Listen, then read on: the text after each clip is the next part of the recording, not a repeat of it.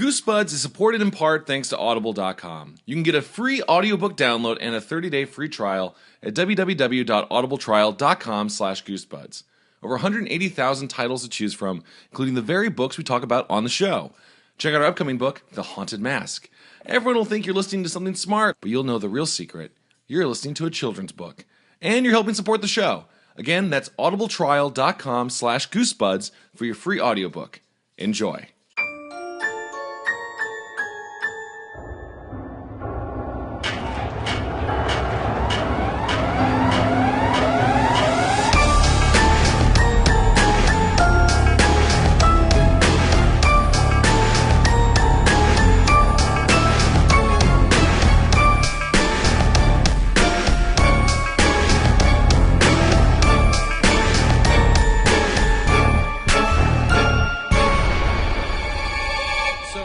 Came out here to LA. One of my first jobs was working for this company that did voice recording for big video game companies, including Fallout 3 and Fallout New Vegas. Right? Awesome. Okay. So it was cool. It was fun. Got to meet a few minor celebrities. So you got to meet all 5 voice actors that worked on that game. No. All right. If I'm allowed to smack, it's Dom's heard this before. My biggest pet peeve is that we would hire. It's not we, like Bethesda or Obsidian or whatever. Like would hire. I forget. It's Bethesda. Yeah, Bethesda was doing those. New Vegas was Obsidian. You were right about that. You're right, right. Obsidian, yeah. So they changed. We did both titles, but they would contact us and we'd hire the voice actors. But a really frustrating thing would be like we would get 20 different actors at least to be NPCs, just generic like townsfolk and raiders and yada yada yada, and they would all say the same lines. Like whoever wrote that stuff for Fallout would just go, "Oh yeah, these 20 NPCs should all just say." Hey, how you doing? Good to see you. Oh, no. So it's just mind-boggling. It's like, because you guys just expend another hour just writing variations on hello. But they didn't, which is why you'd have all these situations where you go into like a campsite and there's 3 different dudes who all say like, hey, nice weather we're having, right? Like, and then they all just say that in unison, and it's super immersive. It's super breaking the immersion. But yeah, absolutely. But anyway, the minor story that I thought was really funny because you were talking about Caesar before we started recording. Yeah, fuck Caesar. Mm-hmm. We were going halfway through, and in Fallout New Vegas, there's a whole campaign or a whole group of people who are all like centurions, like Caesar's legion. Yeah, and halfway through, I think we just realized that like the game wanted us to pronounce it Kaiser, which is like the fancy old timey way. Yeah. Like, oh, really? Because we're already like halfway through with Caesar, and they're like, no, change it to Kaiser. I was like, so half the people are just going to say it wrong either way. They're like, yeah. So if you ever played that game and you're wondering why, like, it's not accurate, it's just that how it is. That's great. Wait. Did they keep the half that said it wrong? No, yeah, we're not going to like re-record. We're not going to re-record thousands of people. Oh not my thousands. God. Sorry, dozens. Holy shit! I don't think I even remember people saying it the real, like the way that we say it. Because I remember just always being like, "What the fuck?" Now, when anytime I ever say the name Caesar, I think Kaiser. Yeah, like a good Kaiser salad that you know. Wait, have I ever told you guys my other story? I'll just tell this real quick. By the way, welcome to Goosebuds. We're recording this. Hello. Hi. Hello. I'll tell you the rest of this story is. So Fallout's kind of famous for having like celebrity voice actors or like stunt voice actors. So like Fallout 3 is Liam Neeson or whatever. Mm-hmm. In Fallout New Vegas, I'm trying to remember who this was. They were trying to get Fallout 3. They tried to get Bill Clinton to play the president. In Fallout New Vegas, we were trying to get what's his name, Arnold Schwarzenegger, to play like the head of the government. I forgot his name was like the governor or whatever it was. It was supposed to be Arnold Schwarzenegger. He would do it now, I think. Probably do it now, but at the time I think he was like kind of still like a serious politician, so it was kind of so we couldn't get him for it. But usually there'd be like other celebrity guests, like Matthew Perry was in New Vegas, and they get like Will Wheaton and all that sort of stuff. Right. But for New Vegas, our celebrity actors came in, and we started noticing like our celebrity actors weren't like famous. Before it had been like, oh, I don't know, like Michelle Rodriguez would come in or something or whatever it is. And suddenly, like the last month or two, was just like, I don't know who this guy is. And we started Googling them and trying to figure out what they were in. And we finally realized, like great detectives, that all of these actors had been in Star Trek: The Next Generation. Oh, shit. And that the producer from the game company who was with us was a huge Star Trek fan. So he was like, I'm going to work this angle so hard. Oh, yeah. Like, he'd already met, like, the big actors. And now he was just trying to meet, like, this guy was a space captain for 7 episodes. Like, he was just trying to, like, work his way down the levels of the B and C listers from Star Trek Next Generation, which is super funny to me. That's great. I think that's super cool. Yeah. It's super cool. And also, like, I don't know why this old guy played this dude. He was like, it'll be like Gargoyles, but like the B character. Right. Isn't Gargoyles all voiced by the TNG guys? Wait, is that true? Yeah, it is. Oh my It's a God. big TNG cast. That makes so much sense. I never thought about it. Okay. Anyway, welcome to Goosebuds, guys. Hello. Welcome. We're also, all talking about Fallout 3 and Vegas because we were just talking about Fallout 4. Fallout 'cause we're 4. all playing it. We're all playing Fallout 4. And to get real spooky, I don't know if you know, but I worked at the voice recording studio where they did the Fallout 4 voiceover. What? Half of the actors, ghosts. No! Yeah. No! Ghosts. Yep. Whoa, that makes sense why like half the game's dialogue is just weird static. Mm-hmm. Yep. Yeah, it sounds like a recorder fumbling around in someone's pocket, like someone trying to pick it out of their pocket. That's what most of it is, and you're pretty sure you can hear hell inside of the static. maybe like a Jack in the Box being wound backwards. Yeah. Wait, I want to hear. Serious question. What's everyone's Fallout 4 character like? I wanted to make Ric Flair, and I couldn't. So I just was going through the presets, and I got to the Japanese guy with the top knot, and I was like, oh, man, that's dope. I'm going to be a Japanese guy. That's so funny that you picked that guy. My guy is a white guy with a top knot, like every white guy. Well, it looks a lot better on the Japanese man. It does. Because it's, a little bit more heritage. It's cool because it's called the Ronin, the haircut. Oh, okay. Yeah. Makes sense. But his name is Win Dexter. Wait. What's his first name? That's it. Oh, okay. It's all Just one name. it's After all the apocalypse, he's like, I shall now be known as one name. He walked around the wasteland naked for like a day. Oh, his whole name is Win Dexter? Win Dexter. Like Poindexter, but like he's like he was Poindexter, but now he's Win Dexter because he's always like killing shit and winning in life. Yeah, maybe. I mean, I figured like Windex is like a product. Okay. That like would be a cool name for a guy. Oh, so he's like Windexer, like he's a good window cleaner. He's a Windexer. It's like Dexter. Yeah, like the serial killer. And Windex. It's just kind of a thing I got there. I have to assume. I just put two things together, I'm gonna have to assume that voice doesn't work in the pre-recorded names category. No, it doesn't. Oh, because Fallout will say your that was a name feature. if you type it in right. Chad's also not in it. Oh, sorry, my character's name is Chad. Chad. He has a high charisma and is definitely not a self-insert for me. That's funny. I did Paul. I also did Paul. Chad. It's okay. Did they have Paul in there? Oh yeah, Paul's in there. Mr. God, Paul. son of a- They had a preset of Paul's face. Actually. You just load it. Your preset number 9, which is really weird. Yeah, It's actually 1. No, it's default. It's a default guy. I didn't change my girl character at all. I really thought about being a girl. I'm going to do a girl character that fights with hammers. Oh, okay. Yeah, like dual wielding hammers? Is that a thing? Like probably get a super sledge at some point, but I'll start her out with just a regular old hammer. Okay. My main strategy's been be a punch guy. And since that game does not play at all towards melee, or everyone was like, yeah, you can get high stealth and creep around. That game does not allow you to do that. That game is like, no. Have you been speccing toward it though? I've been trying to, and I just don't get.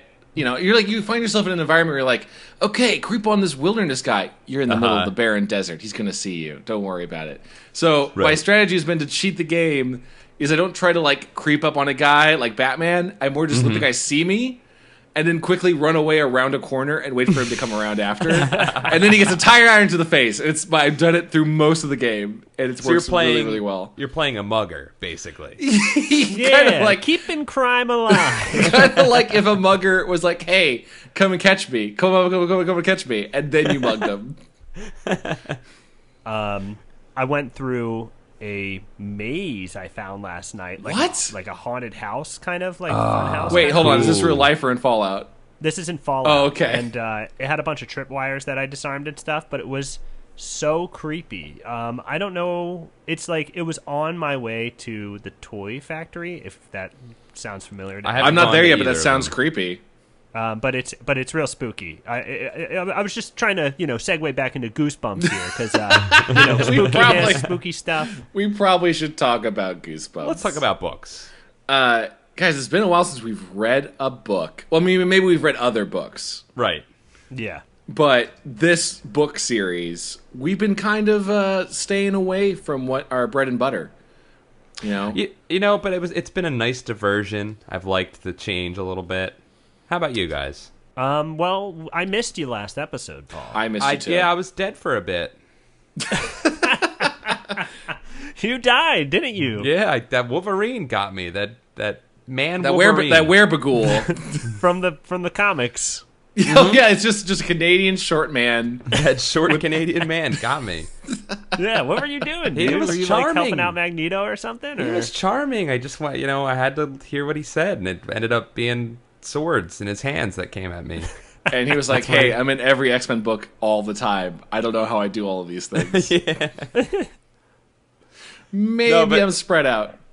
What's that? Oh, so maybe I'm spread out too thin.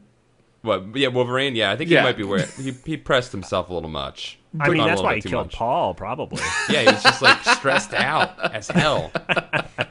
But we are back to reading books. Not all of us. Not all. Oh well, yeah. Dom was struck blind and can't read anymore. I got hit with a rock Oh Jesus! in my eyes. Jesus! Both Yeah, of them. It Two was pretty rocks. fucked up because some guy like just ran out into the street you were walking down and said, "Hey, come over here," and then ran around a corner and you walked around the corner and hit it with a rock. Yeah, dude, it was terrible. Oh my God! Whoever would do that would be a monster. It was kind of like your Wolverine story. It's also Wolverine's special attack. Is hey Sentinel, come down the street, come and get me, and he Hey, I runs got around a something corner. to say to you. Come around this corner, and then you go Then around and he snick, mugs snick, it. and you're dead. Dude, I heard that Professor Xavier and Wolverine, he had his audition. He's like, I got two abilities, these claw hands, and I can throw rocks right in guys' eyes. And then he did it to Professor Xavier, who's like, "Ow!" But you're hired. How you're hired, never do that again. Now hold on, I'm gonna go get a German circus man who can teleport. Hold on a second. BRB. I'm gonna tell him we don't need him anymore because we got you. I didn't have the opportunity to read the book today. It usually takes a short amount of time, so I had it on my schedule for today, but it just didn't get done. That's so okay. I watched the episode, guys. I Well- watched the episode of the two-part episode of the Goosebumps TV show. How is there a parts. 2-part episode for this book? Yes. I gotta tell you guys. Do you mind if I just say? I'll Do just it. say, and then we can get into book discussion. 'Cause, Sure. we'll do some comparison, and I'll talk a little about it. Yes. But it's probably the best Goosebumps episode I've ever Whoa. Wow! seen. Yeah, it's really good. I don't believe that. After Strain Peas, I don't believe it. Well, Strain Peas. I mean, Paul, I'm happy you didn't have to see Strain Peas. I'm going to feel- watch it. I haven't watched it yet. I will. It may spook you. I'm a bad way. I'm nervous to do it. Yeah, I'll be by Yeah. myself too. I won't be able to talk about my feelings about it with you guys. So I think that's why I can't do it. But this Yeah. show, I'm not gonna guess. Was it just about like kids doing hood rat stuff, and a girl watching from the Right? bushes? Because that's what most of this book was.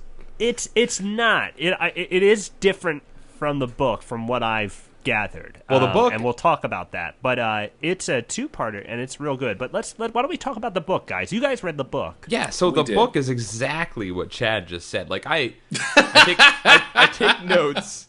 I take notes on all these books when I'm reading them, just to be like, just to think of things that stick out to me. I have like 6 notes for this one because there's just so little. One of my shit notes. happening. One of my notes was, "Oh God, I just blacked out the last 30 pages and realized it." Like I was just reading it, and nothing happens other than a girl just asks multiple versions of questions of like, "Why couldn't they see me? Why wouldn't? Right. Why has no one seen him? Man, I feel like someone would have Notice that they moved in. Man, why is no one talking to me? Like over and over and over again. Dude, so the beginning of the book, I was like, yo, RL wrote this one. One, because it's Hannah from the movie. Yeah, this is Hannah from the Goosebumps movie. Hannah from the movie. So instantly I was like, well, great, now I know that she's a ghost, and it spoiled the entire thing for me, which turned out not to be the ultimate twist, but that was twist. spoiled. But at the beginning, I was kind of charmed by Hannah. I was like, hey, this kid's not so bad. You know, in broad contrast to the other pieces of shit that were usually laid upon us. This kid wasn't so bad. You know, I actually made a note of that because so we're following the girl Hannah, who is in name and spoiler tied to the book, tied to the movie version of Hannah. And she does have a trait which is terrifying nightmares and dreams that are all very heavy-handed allusions to what actually happened to her. But her first nightmare, the first chapter, is like her house going up in flames. Right. And then she wakes up and then has this attitude of like, man, I'm really glad I'm not dead. And then goes and gets breakfast. And I don't know if that whole like euphemism for like waking up and just being glad you're not dead is like really, really inspiring or a cry for help. Like for a 10-year-old kid to be thinking about that all the time, like, boy, glad I didn't die in a fiery inferno. Spoilers, she actually did, and that was real. Right. I've definitely had dreams where I was in sure peril, about to die, and then woke up and thought, glad I'm not dead. Yeah. I've had dreams where I've murdered somebody, and I'm like, oh, fuck. Like, 'cause I don't, like, remember like the murder happening, but I'm like definitely like, oh god, I killed somebody, and I wake up and I'm like, oh, thank god I didn't do. Oh my god. Wait, so your nightmares are like the opening level of Indigo Prophecy, which is exactly that. I don't know if you ever played Indigo Prophecy. Like the movie Brain Scan. I don't know that movie, but I don't know Brain Scan. You guys, oh my god, that's a video game movie. What? Yeah, that's a movie where a guy gets a new disc video game where you take the role of a serial killer and you have to go murder someone. I am not liking images of this guy. I'm looking up on Google. Careful, people Googling it. Not a great face. Yeah, put Brain Scan film. I remember watching that as a kid and enjoying it. So I don't know how good it is. Well, if it's anything like my dreams, it sucks. I actually say I have dreams where I try to fight a monster and then fail and then wake up with disappointment. Like 2 nights ago was fighting gremlins. I was a gremlin hunter helping a group of people, and I just couldn't kill them. They kept coming back to life. And I woke up with a feeling of, well, I let everyone down again. I guess we'll all die. And that's most of my nightmares, is more disappointment than fear. Yeah. I have a weird recurring dream. It's not always the same, but though there will be someone who is threatening, very much so, and I will perform a move. It's not always the same, but we'll perform a move that would murder them. And wow! They're unfazed and also not angry, just like a blank stare back. I've had dreams like that. I had a dream, very vivid dream as a kid, in my old house, my childhood home, where I saw a man, and it was like a long take. It was like a Stanley Kubrick horrifying long take of this man emerging from the woods behind our house at night in the dark, but you could see him because it was like moonlight, and he just slowly came towards our house, looking right at me through the window, comes through the back door, and I saw him coming, so I prepared to fight him, like you said, Dom, and I remember smashing a chair on him, stabbing him with a knife from the table. Damn! And he did the same thing. He just kept staring at me, and it was the most scariest dream of all time. It's so frightening. It's so yeah, frightening. when you're just helpless to defend yourself, right? Like you're trying. That's even worse than just getting killed. You know, he should have just wrote this as the book, and this it would have was been more a scary. scary. You saying that is more terrifying than what mostly happens in this book. Yeah, dude, Paul, you need to start your own series, man. Paul's fears. Paul's fears. Paul's night fears. It's just Paul in a bed, but like the blankets are like a little damp. How about Night Pauls? Night Pauls is pretty great. Reader beware, Paul's really scared. Paul's really scared. It's real Italian, obviously. Mamma mia! That's what it says at the bottom. And the first book is Public Dump. You have to go to the bathroom. Okay. So let's talk about this girl who has nightmares that aren't nearly as interesting. Hannah's dead. Hannah is dead. You might be worried about the spoilers. It's very obvious. I think It's even if so we hadn't obvious. seen the film, everything in this book is the writer, going, I don't know if people are going to get it yet. I got to really lay this in. He beats you. Like, she writes that letter to her friend, and she's like, "This is death," and she just writes it in all caps. Okay, hold on. I have some problems with. So Hannah is just like stuck home for the summer, and a new boy's moved in. And the book wants you to think that the new boy Danny's moved in is clearly a ghost, because all the things that would be a problem with a ghost interacting with someone is her misinterpreting that Danny's a ghost. But she keeps writing these letters to her friend at camp, and they're very mean letters. They are. Like, she's like being a real B to her friend. There's one time where she goes, "Hey, why have you not written me back?" Because she's a ghost and no one would write it to a ghost. "Why have you not written me back? I hope you drown in the lake." Whoa! She's mean. She's real mean. She's really mean. And also a missed opportunity for not making them be like, "Hey, my friend, she's over at Camp Nightmare," or like something. Right. Like, just drop a name and then make me go like, "Oh, cool. The horror worlds of Goosebumps are all tied together." He drops. No way. You know, like dumb little kids would be like, when's she gonna go to that camp? Yeah. I remember that camp. That camp was scary. I don't want to go there. I don't want to go back to there were aliens, I guess. Sorry. Oh, wait. She couldn't have gone to Camp Nightmare because it's on another planet, Chad. You're right. Jelly Jam, maybe Jelly Jam. There you go. There it is. Yeah. See, there's other camps in the canon they could use. Yes. He does have a street called Elm Street in this one. Yeah. So here's the parts that get really confusing. Hannah has a family who are also all dead. We'll find out later. Yep. Her twin Herb. brothers. Her one brother, Herb, who was named Herb. What kid was named Herb in 1990? Herb. Also, that just took me right out of it. No, I would not believe this at all. No, the twin brothers, her family, they all talk to each other, and they all interact with each other. Like, there's a whole chapter where Hannah is tossing a ball around in the kitchen.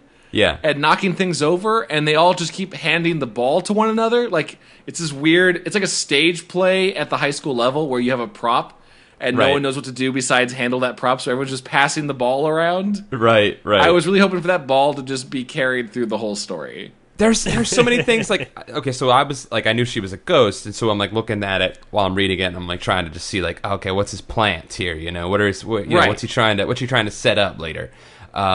And obviously, all the allusions to death and things like that are there. But I was like, Herb, seriously, I was like, what the fuck is that name? Also, she says at one point that she's going to go back and watch General Hospital. I'm like, what 12-year-old girl watches General Hospital?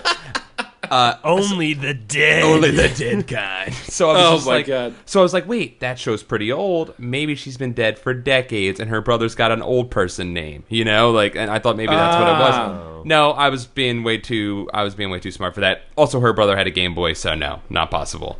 No, there's multiple things that actually make me wonder if this book took place in like the 1920s. Besides the old name, it might just be R.L. Stine being an old man. Because at one point, he refers to the twins are watching a, quote, cartoon tape.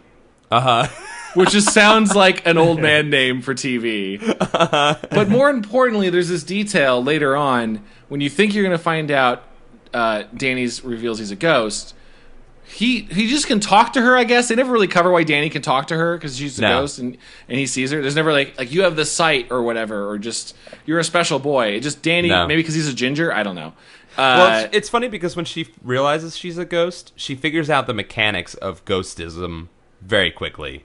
She's like, sometimes I'm very visible, and sometimes I'm not, and sometimes I can touch people, and sometimes I'm not. She like goes through the whole mechanics of it. Yeah, but it's also all over the place. Came to terms with that quickly. And like after she's aware of being a ghost, which is like later in the book, she then gets like tripped over by basic things like, I was trying to climb through the window instead of just go through the fucking wall. I'm a ghost. But like I was trying to go through the window and then got tripped over by a hose. Oh my god! I'm just like, how is this a problem for you? Like, shouldn't you just couldn't not pass through things before. Phase. Learn to phase. Well, She already. I would say in her defense, she only recently learned she was a ghost. Okay. Because All right. I did think about that because I believe the book ends the same way, but she gets on her bike and starts pedaling towards Danny, and why would you have to ride a bike? You're a ghost, you can fly, probably. I mean, Right. what we know about ghosts. I think if nothing, you would theoretically be biking faster because even if you're pedaling the bike, the weight of you as a ghost would be weightless, so you would have less resistance on the bike. I don't know. Oh. I don't know how ghost physics work. We need to get a doctor or a scientist in here to help us tell us how this works. We really do. But before I forget, the other reason why this is 1920 is Danny talking to Hanning like he has a whole book series, like the whole book, says, okay, I should tell you why my mother ignored you earlier, why she didn't respond to you. Right. It's not because you're a ghost and he seems to know it. I can't tell if Danny can tell the whole time or not until the very end. But he goes, I'll finally tell you. My mother's deaf. Right. She's really embarrassed by it. And I don't know why. Maybe I'm just wrong. Maybe the 90s were a different time. But like, who's like a family shame that she's deaf? I know. It's not like they took the deaf people and like put them out into the woods and were like, "See ya, you're not a part of this." Well, you have to remember that we live in a pretty tough time. People are pretty angry at each other. Mm-hmm. Right. When our parents were growing up, people just fought. People were just angry. People were just like, you know what? You know who sucks? People who can't hear. Let's beat them up. It really was done as if Danny was like, please don't tell anyone. I don't want the town to kill my mom. That's what it felt like. It definitely felt like that. And now you may be wondering, hey guys, you seem to have just cut to the very end of the book. What about all the fun details inside? There are none. Dude, when R.L. Stein writes a story that takes place during summer and talks about how bored a kid is, that's how boring their book is. The book is as boring as their boring summer every single time. Yeah, like it's all the bad parts, I would say, from The Girl Who Cried Monster. Yeah. Where she kind of suspects Danny's a ghost without anything, except for one random, if I may read, one random paragraph nestled in the chapters and chapters of her wondering if Danny's a ghost. Please read.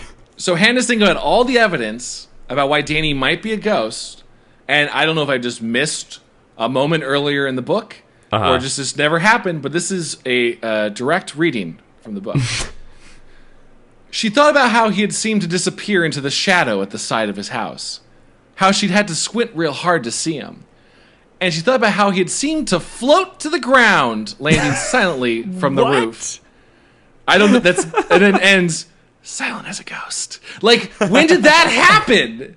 Was that in an earlier chapter and I just forgot? Yeah, he fell off. He was climbing up onto the roof to get his ball out of the gutter. The ball that you were very Is that what she's concerned referring about. to? Okay, that's what she's referring to. I did not even think that was like a ghost event. It's really poorly written, though, because he gets up and he's like, I'm falling, and then it's chapter break, and then the next chapter happens, and she's like, and he was right in front of me. It just made me think, though, of like the other version of that chapter is like her just thinking about other stuff we hadn't seen. She's like, she thought about all the things Danny had done. Like that one time where he just walked through the wall and took her glass of orange juice. Yeah. Or that other time he reanimated her dead grandma's skeleton and said, hey, how's it going? Like, just all these like obvious red flags that Danny is a ghost. It's crazy. It's crazy. So, I mean, like, really, the whole thing is her observing Danny, and that's what makes it so boring. And the only things... So it's super obvious.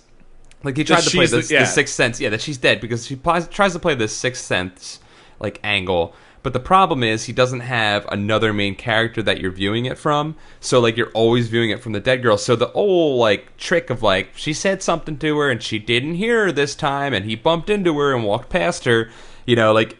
Yep, you see through that within 2-3 chapters. So you're watching her watch Danny be a bad kid, as you said, Chad, do hood rat shit with his friends. You're right. It would be if it was the Sixth Sense, and it was only told from the first-person perspective of Bruce Willis talking to himself the whole time. Exactly. Making all of the interactions where someone ignoring you, which is done a lot in fiction. Right. You do, like you said before, you do always need to have another person talking to them. so which is that Danny. you don't notice. Which is Danny, but she's not like constantly with Danny. She's observing him a lot. She's and mostly that's the tailing problem. Danny. And I also say too, there are multiple times, like you could tell they were trying to draw this out. There are multiple times she says out loud to Danny, "You're a ghost, right?" And then Danny Right. just doesn't hear her. Right. Like from the very beginning of the book, she goes, "You're a ghost, right?" And then Danny just doesn't acknowledge it. Right. And then another time she's like, "You're a ghost, right?" And Danny goes, "What is that?" He's like, "Oh, never mind." It's like just say it. Right. Right. That's like hanging out with me, Chad. I feel like you know that. Well, I haven't been asking you, and I should. Yeah, I mean, I have to answer, but I can miss it twice if you ask me. Oh, okay. The third time's the charm. Lay that out there. So I'm going to ask Dom. So how is this jiving with the TV show? Does it feel about the same? How do they handle this? They really set up a couple of neat arcs in the TV show. Whoever wrote this episode, I'm sorry I did not get the credit, but whoever wrote this episode broke it up pretty well into two really neat parts. So the first half happens. You're kind of thinking that Hannah is a ghost. You're pretty sure. Right. But they have some pretty neat things that make you second guess that. Like, Hannah brings up an article on the internet about a house burning down in her neighborhood, and she misreads it and thinks it's Danny's house. She thinks it's Danny, and she's like, "You're a ghost." I know, because this frickin' thing says your house burned down, so you can't possibly live in that house. And he's like, "No, this is your house." And they go back to her house, and it's all effed up, and she's like, "No!" Cool. I think the first part ends with her going back inside, and there's like a shadow Danny, like the shadow, which actually isn't spelled out for you that it's Shadow Danny. They just say it's a spirit. Okay. Actually, she says, "Who are you?" And he goes, "No one." A spirit. It's not a perfect show, but I have questions about how a ghost uses the internet. Any excuses for this show. Wait, no, I have a question about how a ghost uses the internet. This is a lot of the problem of the ghost. Like, Hannah manipulates a lot of things, and it seems like other people can see her sometimes. Right. I'm very confused. Unbeknownst to her ghosting, she keeps living her life, and they kind of explain that. The shadow person tells her that you were just going through the everyday things that you've been doing forever, and now you're a ghost, and now she's having trouble picking up items and like existing in the world.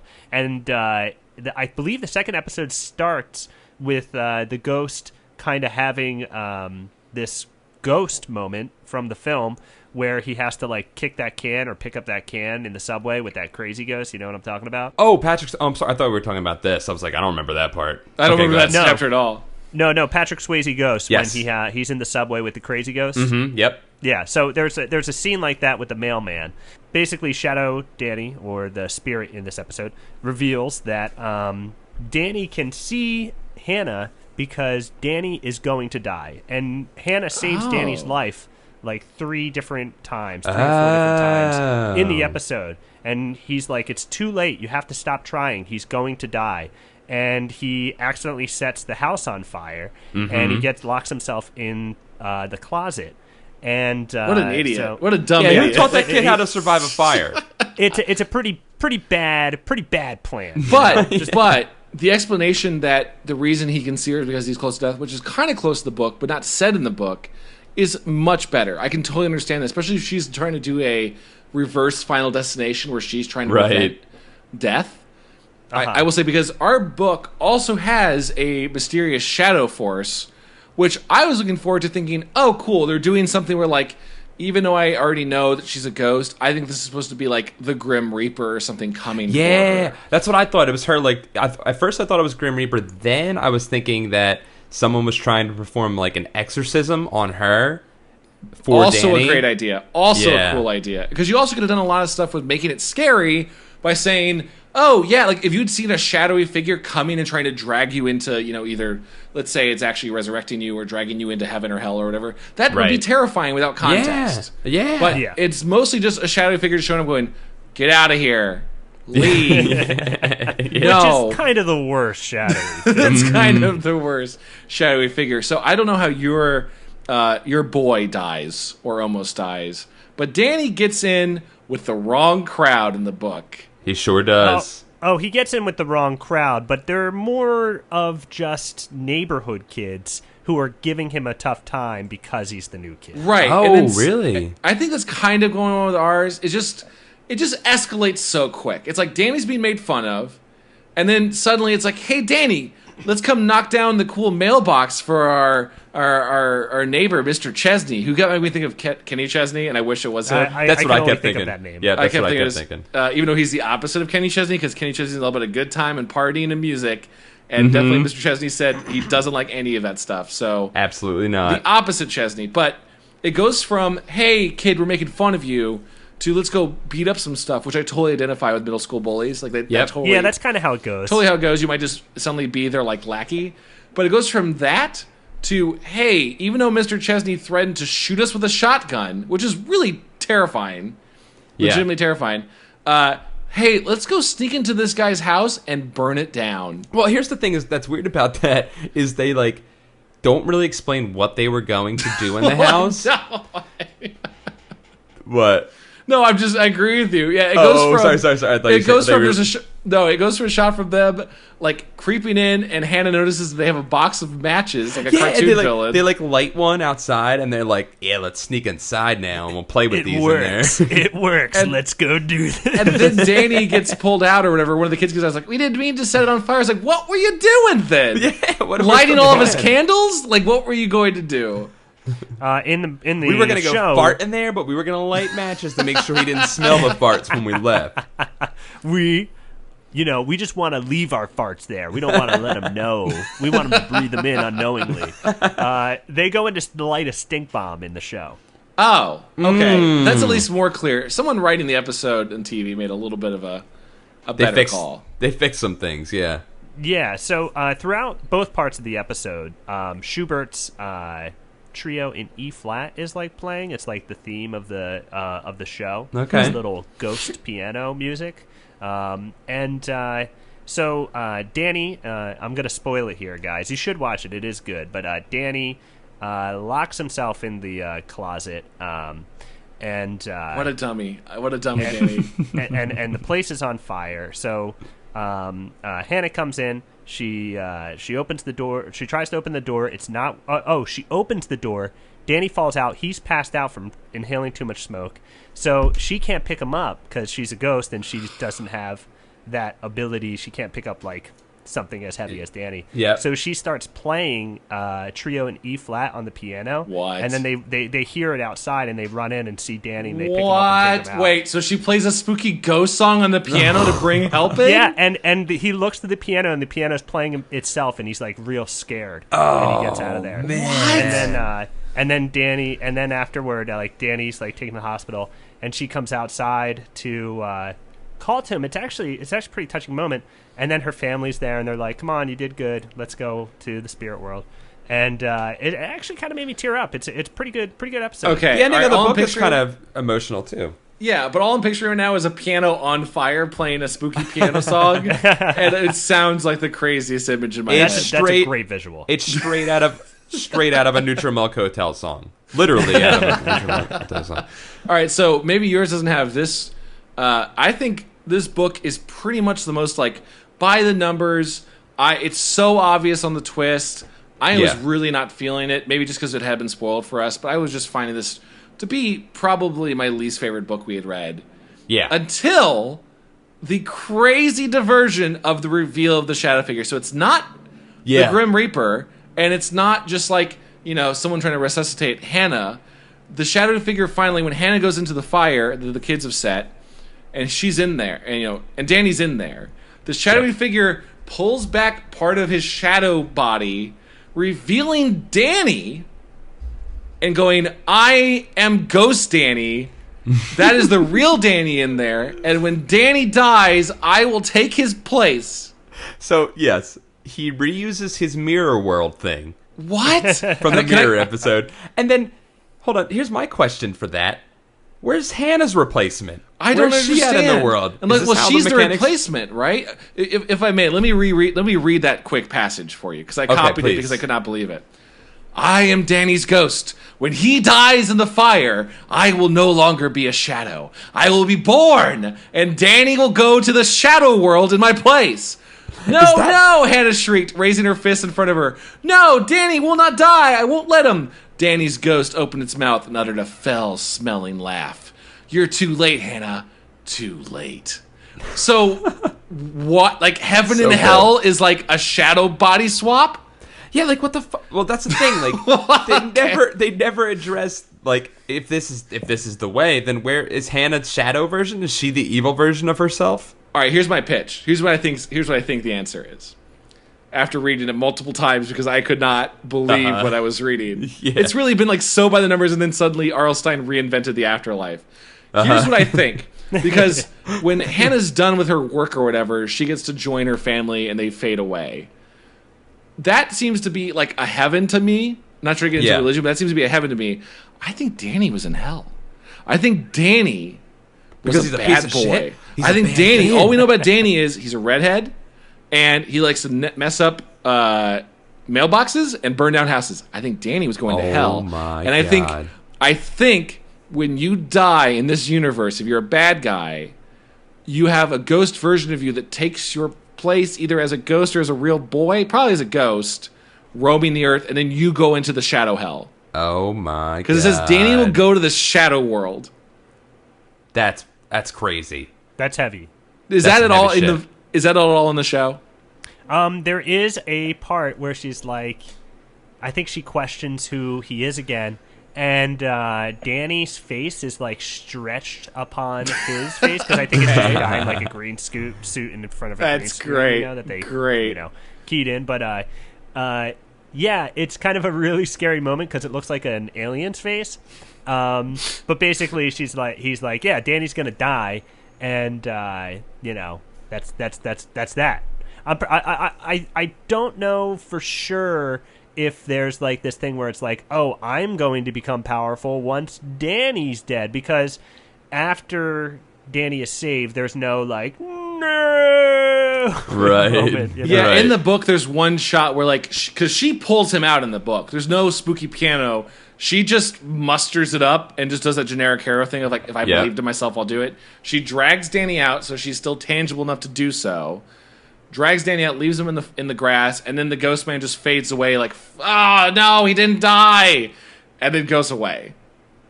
So like she prevented his death and creation of Shadow Ghost Man. If you wanted to really scare some kids, you should have been like, bitch, death is inevitable. I'm going to win this one. No, that would be actually terrifying. You're pitching a really scary version of Hannah like goes away and then she notices that the shadow figure still follows Danny forever. Like that's super heavy. Yeah, that's scary. She comes outside and she's like, "Oh, you should be gone. Where are you still here?" And he goes, "Life is death, motherfucker." And he shoots Danny with a shotgun, and it's like, and he's like, "Oh." And it's like it's real slow motion, you know. Oh yeah, the ghost shoots ghost bullets out of a shotgun. Yes, out of a ghost gun. Out of a ghost gun. Can I point out again how much I loved these hooligans that Danny teams up with? The hooligans are the best. By the way, I don't think they get any repercussions for burning down old man Chesney's house. That's really crazy that in this book, both children are threatened with a shotgun and children decide to burn down the house. And see, there's no repercussions. Like his parents, Danny's parents, I get our parents are concerned and most, they always take their safety over everything.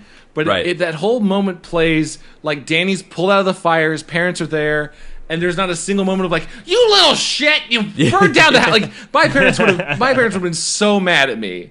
They'd have been glad I was alive, but there's no punishment. There's no cops like leading him away to talk to him. The other boys are just gone to be future hooligans, and I'm totally missing the earlier detail to show how badass these guys are. The ice cream stealing? Steal ice cream. Hey, they stole ice cream. They ordered the ice cream. They got their scoops of ice cream, and then they ran out. How many times are you going to pull that grift, kids? They even said, "Hey, let's go back and steal some more." I'm like, "What? These kids are super." Like that plan's gonna work again? I think it's going to. Well, Daddy even brings up. He's like, "Hey, we probably shouldn't show our faces around town for a little bit." Like he says, like, Danny wants, like they're gonna go hit the mattresses in Florida for a couple Danny wants months. to lie low. Which, yeah, I kept thinking about this too. This is the problem with any story that takes place in a small town. Is like, I don't know how crime ever existed because you know everyone in the town. Right, exactly. Like, I don't know how those 3 boys weren't already being arrested by the man running the store. Right. By the way, those teen youths had the best burn as they're tearing down the poor man's mailbox, which looks like a bird. Yeah. They are insulting him out loud. Please tell me you have the same one written down. I just wrote down this line from them because I wrote down his ultimate badass line, insult. Who would write to him? That's their big burn. Me. Who would send mail to him? Dude, Chad, no lie. I put that entire section because they say that I have this line. He carved it himself. What a dork! And I'm like, that guy has tremendous skills in woodworking. He's awesome. I am fascinated by this man. That's kind of how bullies are, though. They see something nice and they go, "Must have been stupid to waste your time on this," and then they take a piss on it. Yeah. Oh, for sure. Dude, the best part is when they're daring Danny to do it. They're like, "Yeah, you said if you were going to do it, if we dared you to do something, you were going to do it." And they're like, "Go, it's a great idea." And he goes, Danny's awesome comeback is, "No, wait, maybe it's a dumb idea," which would probably work on bullies. I'd say at least 85% of the time. Just tell him it's a dumb idea, and they'll be like, "Oh yeah, you know what? He's right. That is a dumb idea." You get fought. You get beat up that way. Yeah. Hey, you could be a hero that way, or they just die from bullying, and then the ghost shadow man shows up over you. Their shadow bully ghosts show up. Shadow bully. Yeah, I really want. I still have so many questions over how the shadow mechanic works. Yeah, again, like I don't know if Hannah's version went to heaven and this is just her ghost. Like, are ghosts just kind of like duplicates of you, and they could be good or bad? I don't know. Let's just go back to the simple things in life, like picking apart their ice cream stealing grift. I think that's what we really got to stick with here. I want to see that crime scene, like the ice cream shop filled with cops, and one cop is saying to the other, "So this is where they ran out." There's little chalk outlines of ice cream cones on the ground. "Don't worry, we'll get those boys, Mr. Scoops." Hey, there's that fire 5 years ago that murdered a whole family. This is our new top case. This one went to the top of the list, boys. Top of the list. Well, we were going to investigate those ghost sightings, but I gotta say the kids in the show are nowhere near as mean. They're kind of just ding dongs, right? They like to eat. They have is Chesney the postman, by the way? Yeah, Chesney is the postman who also is the old man who made the mailbox, I believe. Yeah. Okay, because Chesney is a younger man, but he is a postman. They decide to light a stink bomb in his house, and the one kid, the dumber one, he's like, "Oh, here's his address." And he takes a piece of paper out of his pocket, and he's like, "Oh, there's a gummy bear on it. Sorry." It's like, why? Why is that a detail? Why is that a detail? And then Hannah comes into the house to see where they are, and sure enough, that gummy bear piece of paper, they left it. They were like, "We memorized this address. Let's go, guys." Oh, they left it for Hannah to follow?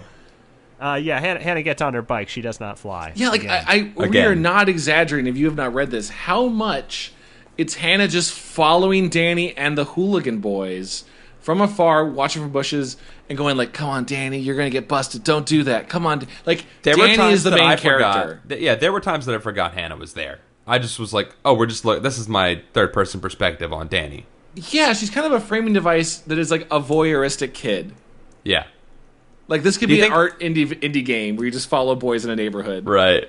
Do you think it stands for anything? I think this is a metaphor for a teenager, not even a teenager, a young child's scope of the world. Because if you look at the first half of the book where Hannah's just obsessed with Danny being a ghost, right? Anytime something that comes up that would challenge that crazy idea, she then assumes that person is also a ghost. Right. Like right. all of her chain of question is like, well, Danny might be a ghost, but I've never heard of Danny's friends before, so they must be ghosts. Right. Like, it's just that Right. if it's not in Hannah's reality bubble of like people she knows or is aware of, because obviously she has a limited memory, but in her mind, this could be a metaphor for any 10-year-old kid who's like, as long as it's not in my neighborhood, I don't care about it. Uganda, I don't care about Uganda. They're all ghosts.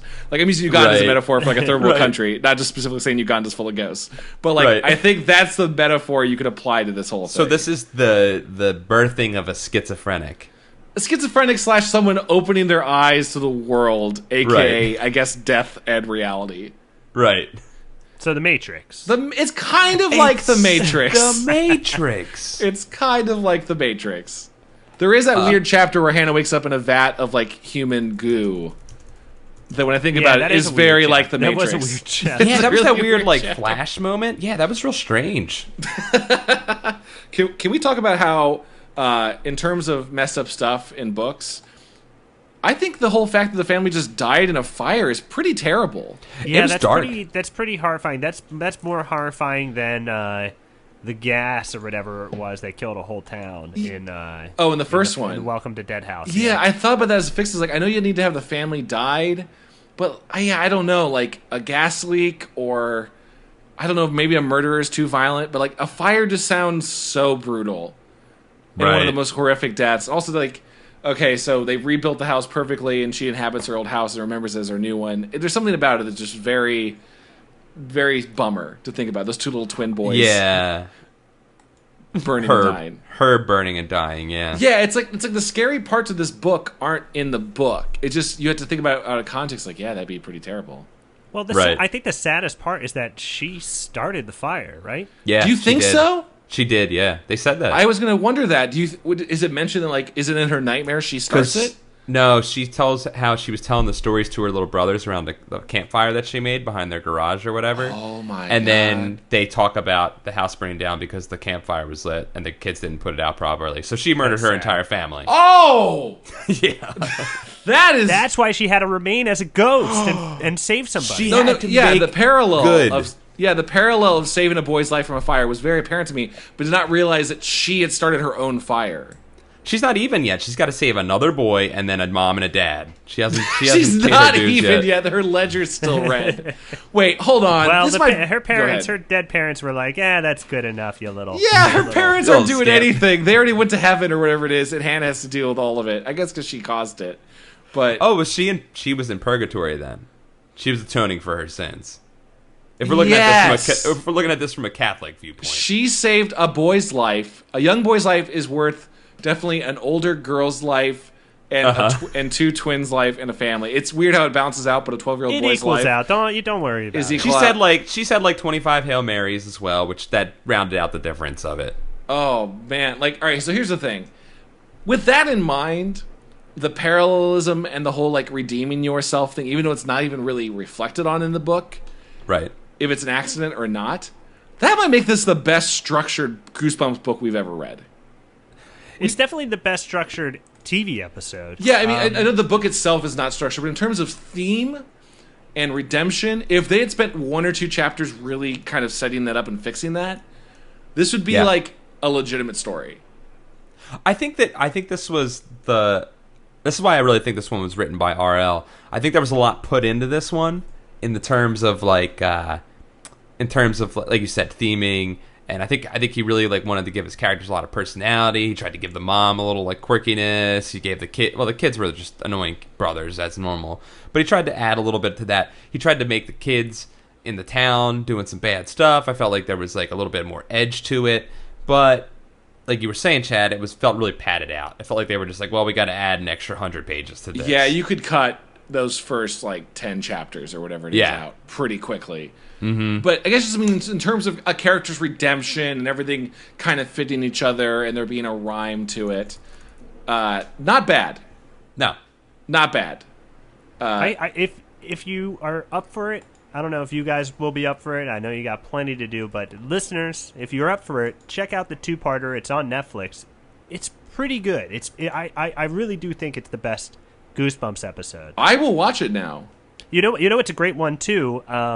And people will probably argue this with me, but The Haunted Mask is a great 2-part episode as well. We will watch it because that's the next one coming up. That's the very next book. I am very much looking forward to The Haunted Mask. This book, guys, I gotta say, coming back, nestling down in the warm pages of an R.L. Stine book. It's been a little while. Yeah, felt pretty good. It did. Felt real right. Like I don't know what that's like. Hey, one day I got hit with that rock. One day we're gonna cure getting hit in the eyes with rocks, and you'll be able to read again. And Dom. one day society will accept you being blind, and they won't tear you apart in the county square. Yes. I got called witchcraft boy. That's what you get. That's what you get for messing with witchcraft. Which is weird because it may be because I'm pretty goth, but it was mostly because I was blind. guys, do we have any final thoughts? It was definitely one of the worst ones, without a doubt. I guess if you just read like the first 5 chapters and then jumped to the end, this might be pretty great. Yeah, I wanted to like it because I was, like I said at the beginning, I was kind of into it. But we read, Camp Nightmare, and then yes, we have been on a little bit of a hiatus. But Camp Nightmare was a really good one, and we all admit that. Yes, this is true. I think I just really love the fire theme redemption thing. Okay, yeah. I mean, she's being cleaned in the crucible of fire. Yeah, I get it. Yes. That is your English major, Paul. I don't know if you have or not. That is your English major coming in. It is, right there. Yes, good. You know how to write your paper. You know what's funny is that Paul could probably get an English major without having to read any of the books required for classes. I already read them. He's read them. Moby Dick, he read it. Infinite Jest, he read it. I read you guys a few comments from our subreddit about this book. By the way, if you ever want to join in our community on Reddit, r/Goosebuds is pretty great. This is from the conversation on this book. A few points. So Mr. Metronome, spelled like the fantasy character gnome, which is why I really like it, said, yeah, I thought it's strange that Hannah's reaction to being ignored is basically wishing the pox on her friend, the camp friend. The letter she wrote was my favorite part of the book. It was hilarious because it was like she was having an audible conversation with her. Hannah's like, hey, don't laugh at me. I'm serious. Right. I can tell you're laughing and I don't like it. You know what? You won't stop laughing. I'm not sending you this letter. Maybe that's just this is me just adding. Maybe that's a teenage girl conversation or a crazy person. That's what I was just going to say. It feeds into her potential schizophrenia. Well, I mean, if you guys were dead and you were just reliving this life of writing your friends letters, yeah, you would start to go crazy. A little crazy. No one was writing you back. I also like the added idea. Mr. Metronome gives you the credit saying, I had wished they had done the Paul Ritchie twist would have been that the gang had set Hannah's house ablaze originally. So they're like a fire arson gang. So the twist would have been not only that she was a ghost, she would have to use her ghost powers to haunt Danny for vengeance so she could cross over, like get him to confess to doing it. I actually really like that a lot. I'm glad that he attributed that to me, and I'm going to take it. Yeah. I'm going to put a little Dom English on that one. Ready? The boys are not 100% evil because they're like, guys, we're going to start fires, but then we're going to piss them out with our dicks. And they try, but it never works.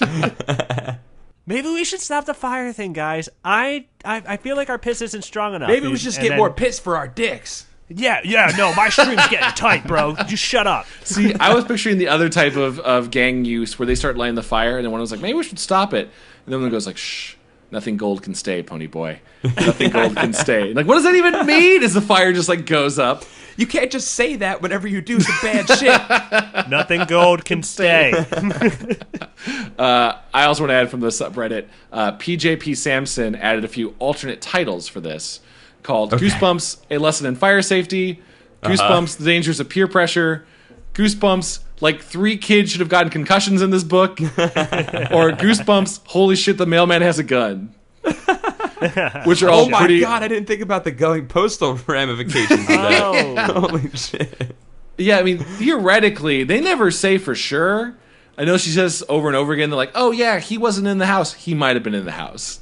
Yeah, they never say That for sure man that. might have died. And they never say for sure whether or not he did go insane and shoot up the town after that for burning down his house. Yeah, because theoretically, he went out to oh no, he probably went out to get wood to fix his mailbox and came back just to find his house burning. He goes back. Oh. He found it burning. Hannah makes it up into heaven. What you don't see is in the post-credit scene. Hannah makes it up to heaven, and then Danny just appears, and he's like, yeah, that guy came and just murdered us later on for burning his house down.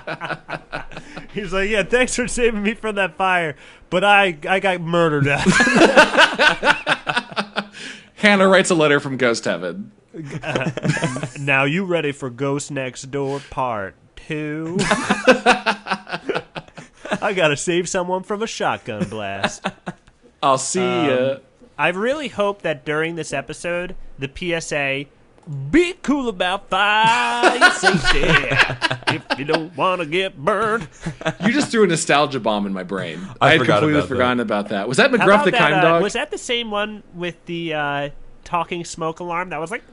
Oh my god, you're blowing my mind right now. I completely forgot about that. Pulling that up on the YouTube. Hold on, we're gonna look this up. That's called Fire Alarm PSA Kids commercial. I'm That's just how I Google. Googling, be cool about fire Be cool safety. about fire safety. Be cool about fire Oh my god, you guys want to have a real crazy? It is It's that Gilbert Gottfried as the fire alarm. Yeah, Oh guys, I my- remember everything that's not that important.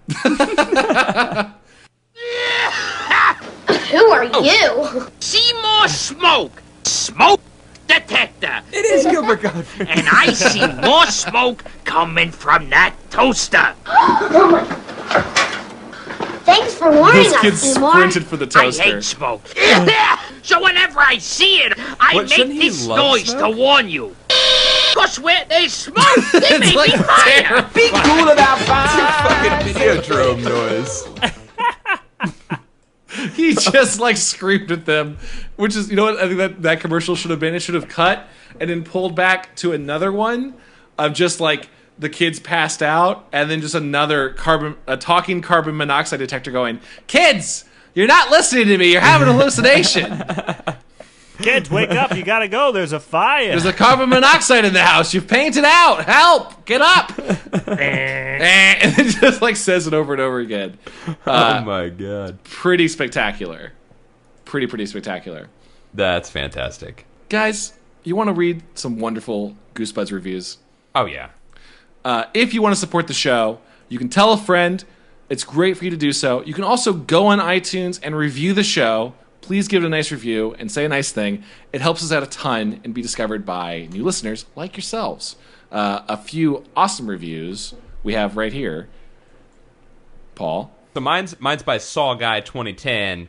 I'm assuming that's the year that the first Saw movie came out because he's commemorating that year because he's a Saw guy. Oh, that yeah, likes Saw. yeah, I'm yeah. assuming He that's loves what Saw. his name is. Gotcha. Title's just Goosebuds. I like it. Keeping it classic. This outstanding podcast covers the comical failures of R.L. Stein. If you like 9/11 timed jokes, this guy gets Thank it. And the voice of a man that sounds like John Mulaney, you will love this podcast. Wait, who's John Mulaney? Can I stand up? No, I know who John Mulaney is. I love him. Which one of us is John Mulaney? I think people think I think it's got to be sound, Dom, yeah. And some people say I look like him. Okay, I can see that. He's a handsome guy. I'm more handsome. Wow. Sorry. Put John Mulaney on blast. What you're saying? I'm not on TV looking like a idiot. I'm looking at him right now. I don't have a TV show. Well, he had one. He's got 2015 brows, John Mulaney. Yeah. He's got the eyebrows for the age. I have a review here I'd like to read. Okay. Sure. Do you mind if I read the Go top for one it. there? Go for it. Okay.